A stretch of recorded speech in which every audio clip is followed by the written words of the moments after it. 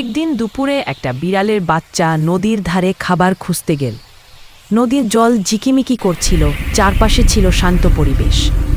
কিন্তু নদীর অন্য পাশে লুকিয়েছিল এক ক্ষুধার্ত কুমির। কুমিরটা অনেকক্ষণ ধরে শিকার খুঁজছিল।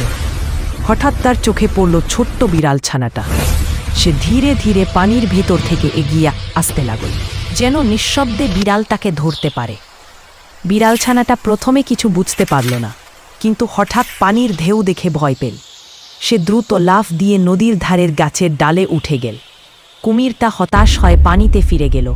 বিড়াল ছানাটা বাঁচল আর মনে মনে বলল, সাহস থাকলে বিপদ থেকেও মুক্তি পাওয়া যায়।